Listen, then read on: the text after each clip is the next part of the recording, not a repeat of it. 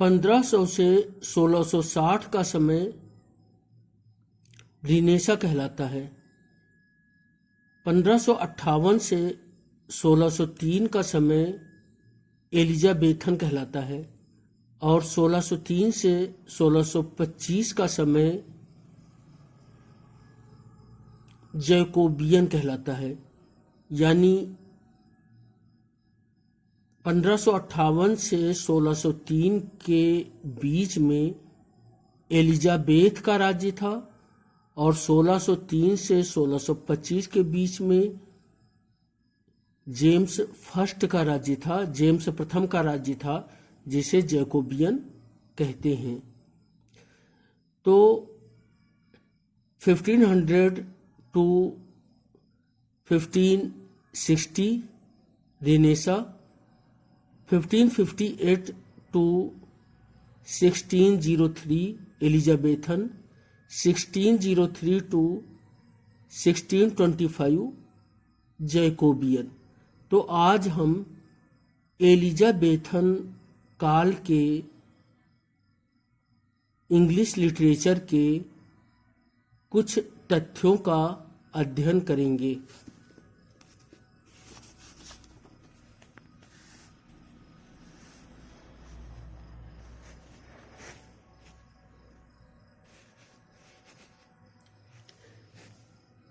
The Elizabethan age, Francis Bacon 1561-1626। Francis Bacon renaissance की उत्पत्ति कहलाते हैं, चाइल्ड ऑफ रिनेसा। वे इंग्लिश प्रोज के जनक कहलाते हैं, father of English prose. Bacon की प्रोज की स्टाइल अनुपमेय है, मैचलेस है, पिथी है, एफोरिज्म यानी बहुत ही संक्षिप्त है, ब्रेविटी मिलती है और उसमें प्रैक्टिकल वर्च्यूज हैं, यानी वे प्रैक्टिकल हैं, व्यवहारिक हैं, वो केवल सैद्धांतिक नहीं है। तो फ्रांसिस बेकन वैज्ञानिक पद्धति के समर्थक थे, वैज्ञानिक वृत्ति को रखते थे। तो फ्रांसिस बेकन का एलिजाबेथन पीरियड में, जैकोबियन पीरियड में, अंग्रेजी के प्रोज के विकास में, अंग्रेजी के फिलॉसफी के विकास में, वैज्ञानिक चिंतन के विकास में जिनका बहुत बड़ा योगदान है, उनके बारे में अध्ययन करते हैं। फ्रांसिस बेकन 1561-1626, फादर ऑफ एम्पायरिसिज्म, यानी वे एक व्यवहारिक या प्रयोगात्मक साहित्य के जनक थे। फादर ऑफ इंग्लिश एसेज, अंग्रेजी निबंध के जनक थे। फर्स्ट एडिशन विद 10 एसेज 1557, यानी उनके जो निबंधों का संकलन था उसका पहला संस्करण 1557 में प्रकाशित हुआ था। पहला संस्करण 1557 में और केवल 10 एसे थे। सेकेंड एडिशन विद 38 एसेज 1612 में 38 निबंधों के साथ दूसरा संस्करण प्रकाशित हुआ था। थर्ड एडिशन विद 58 एसेज 1625 और 1625 में तीसरा संस्करण 58 एसेज का प्रकाशित हुआ था। तो पहला संस्करण 1557 में प्रकाशित हुआ था।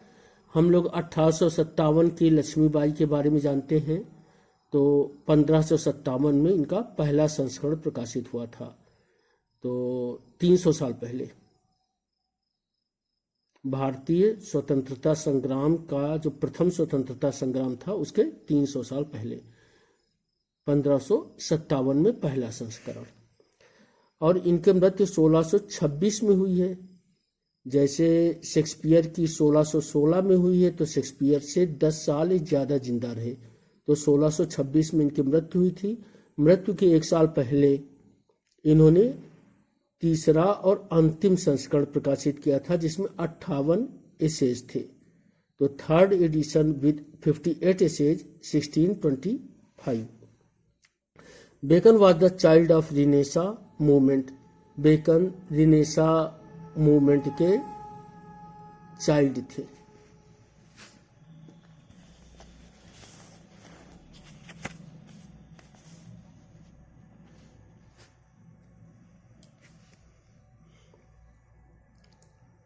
Bacon one of the fathers of modern science.